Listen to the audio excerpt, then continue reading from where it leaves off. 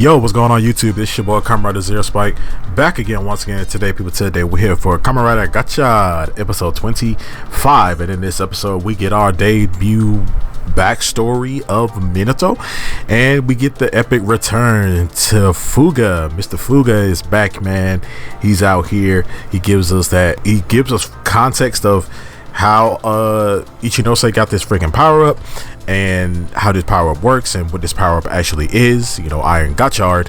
And we see that how also see how like Steam Liner turns back, well, Ten Liner turns back into Steam Liner when he is out of Iron Gotchard.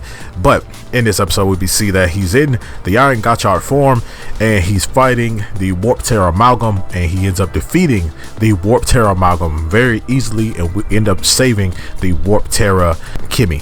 And we also saw in this episode how many Kimis that Grion has stolen from everyone, and now that they've seen Iron Gotchard, now Grion gives Minato the mission to completely take out Ichinose, like take his life. So we see that they end up taking Ichinose back to take him back home, and we see that Fuga ends up saving Ichinose after the power of Iron Gotchard starts to really put a toll on him.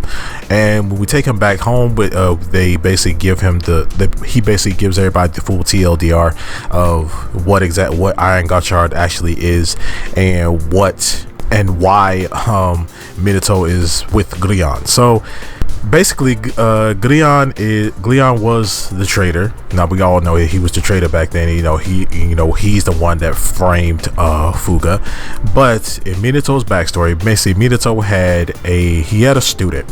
He had a student named Suzune, and Suzune he basically kind of had the same personality as Gotchard. Like, he had the same personality as Ichinose, and he had the dream of becoming a big time alchemist and sharing alchemy with the people and stuff, and breaking the rules just to get some real world peace. Like, he actually wanted world peace. And Minato was like, hey, that's a very naive idea, but I don't hate it. I don't hate your dreams, and I'm gonna root for you and things like that. We see that Homegirl is also there too. Spanner's backstory is also happening at the same time this happened, because this incident happened 10 years ago, and it was like an incident that happened, and it happens the same time as Spanner's parents' death. So yeah, Spanner is very young. I mean, yeah, he's very young compared to Minato, because Spanner was like a kid, and Spanner was even younger than the student. He was even younger than Suzuna, Minato's student. He was younger than his student. So I'm like, man, so Minato's an older dude. Like, he looks young, but Minato's an older dude. Like, Spanner's just a kid who's just tall, I guess. But yeah, so we see that the school starts to be attacked by Amalgam. They see this Amalgam that's attacking everybody, and that's when everybody kind of goes off to kind of protect everybody and stuff like that. We see that Fuga himself, even the Abyssal Sisters are there, and this Amalgam is attacking people. And we see that Fuga starts fighting the Abyssal Sisters, and while he's fighting them, he tells Suzuna, he said, hey, you guys need to go find Grion, because Grion is trying to open the door to darkness. He's the traitor, things like that. So Suzuna runs off to go and find Minato so they can take on, basically stop Grion. So Minato does end up finding Grion, and that's when Suzuna catches up with him, and Suzuna tells him that, hey, take out Grion, like he's the traitor. And Grion's like, oh, Minato, you're gonna believe them over me and things like that? Like, you're gonna, Fuga's the real traitor, like he's the one that did everything. And he's like, nah, that ain't true. And Minato was hesitant at first, but he ends up using his alchemy and putting these metal cups all over Grion's hands. And Grion's like, oh, well, that's a bad decision you made, because he ends up using his alchemy to create the all gold Rubik's cube that he has, and he ends up using this Rubik's cube, and he ends up hurting Susanoo. And he basically tells Minato that, hey, your decision led up to this. If you had believed me, then this child wouldn't have died. So he ended up hurting Susanoo, like giving him a massive concussion, and ends up killing Susanoo. And he also, and the students that came with Susanoo, he ends up using his alchemy and controlling them and forcing them to fight each other to the death, and ends up killing all these kids, and ends up killing all these students. And then Susanoo himself ends up dying and Minato couldn't do anything. I mean, I feel like he should have tried something, but these kids end up fighting each other to the death. And then that's when homegirl comes up, and we see that she's coming back from what happened with Spanner, and she gets back, and we see her arm is hurt and things like that, from Spanner's past. And he ends up getting there, she's getting there, and we see that Minato is distraught. He's so distraught. It also seemed like he was a much more cheerful, kind of carefree guy until this happened to him. And then now it's like, yeah, so he blames himself for what happened to Susanoo, and that's why he's fathering Grion, because he doesn't want to he doesn't want to make a bad decision and be the reason why these kids end up the kids now end up dying again, or ended up like Susanoo. And he doesn't want, he feels like Grion is Grion is too strong, and he knows what Grion is capable of, and he doesn't want that same thing to happen to his current students. So they learn all of this from Fuga and homegirl. I forgot her name. I don't know why. I'll get there, but you guys know who I'm talking about. But he also tells us how the Iron Gotchard works. Basically, Iron Gotchard is a forbidden technique that uses ancient alchemy. And basically what you do is that you basically resonate yourself, or you use alchemy to resonate yourself with a Kimi, and you use it to become really, really powerful. And but it also can kill you. So that's why the Iron Gotchard form hurts, and it messes up his body after a while. But yeah, so they ended up saying that we need to go, and we gotta go still help Minato. We gotta find a way to get him out of what he's get him out of this with Grion. We have to convince him that convince him to believe in us, and the fact that we're not gonna die like everybody, like the others were, and it's really not his fault that happened. And they leave because they leave Ichinose there, because Ichinose is he's resting, he's trying to recover from what happened earlier. And they end up leaving to go find Minato. He goes off to basically take on the rest of them, and because he says that he's ordered by Grion to take Ichinose's life. Everybody meets up with him on this bottom of this bridge. Everybody starts fighting him.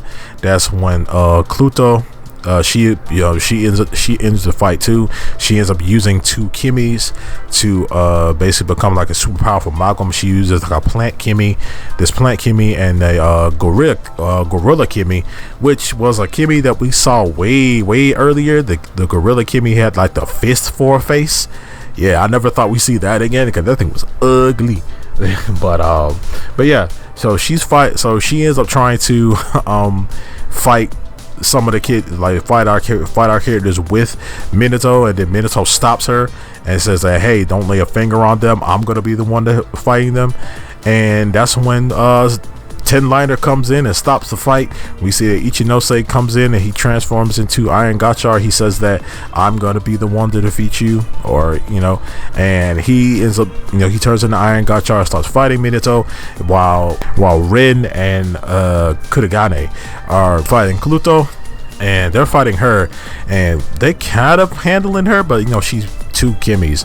Well, she's like a super Malcolm right now. But yeah, so while they're doing this, they're talking to Minato, trying to convince him. Everybody's coming in saying how he helped them and things like that, and how their betrayal and stuff hurt them, how his betrayal hurt them and things like that. And they're getting to him just a little bit, but then that's when Ichinose uses his ultimate attack. He uses his ultimate attack, and he uses Warp Terra to like warp his other train fist to hit Cluto, and also he uses his ultimate attack to hit Minato from like two different sides, and then Minato tries to stop both the attacks, but he does end up getting hit, and then that's when we see Kudo and Kurogane ended up basically taking down Cluto. So they took him out. So they both took them out, and we see that Minato, he gets hit, but he ends up leaving behind the Dread Driver. And he ends up leaving behind the Dread Driver, and he ends up leaving both of them. But then that's when Cluto ends up taking the Dread Driver back to Gunyan, and basically Gunyan says that he basically tells the other Abyssal Sister, to go off and take out Minato. So she's like, okay, cool, I'll take him out. Minato ends up leaving everybody. He doesn't go back to anybody, and that's when Gunyan is like, we don't need him anymore, but thanks to him, we got all these freaking Kimmies. So we see like foreshadowing of if you've seen the scans, you know that Gunyan is gonna start using the Dread Driver now. But yeah, next episode we're gonna see We're gonna see Kudo's dad, Fuga. He's gonna hit shit up and stuff. He kind of looks like a boy version of Kudo's rider form, which is gonna be kind of cool. I'm looking forward to that. But yeah, this episode, yeah, a lot happened, and we saw that all the pep talks and all the reassurance and things like that, like, still could not get to Minato. Something more drastic has to happen for them to get Minato back on their side, and it's gonna, like, even after all that, still didn't get our boy back. And even Kurogane was like, I overcame my past, and I got stronger, so you could do the same thing. I'm not a coward like you. He gotta throw the slights in like that. But Kyoto, yes, Kyoto. That's a freak. I can't remember. I'm tired, guys. It's really late at night. But yeah, man, this episode was fun. I did like this episode. I did like how we're trying to get where we know the real truth about, like, everyone knows, like, the real truth on Minato now, even though they did know before. But the backstory on him was very sad. It was very dark, and I could see why. I could see where he's coming from both sides. I could see where he's coming from when, trying to really protect them and stuff like that. But these kids are strong. Like, our characters are very strong. Like, we know that Gunyan is like this real powerful dude, but at the same time, like, our characters, all three writers, are getting stronger and stronger, like, every day. And I don't think he believes in them like that. And he's that scared of Gunyan, and he's that scared of, like, losing these students and trying to be the best teacher he can be. And I hate it for him.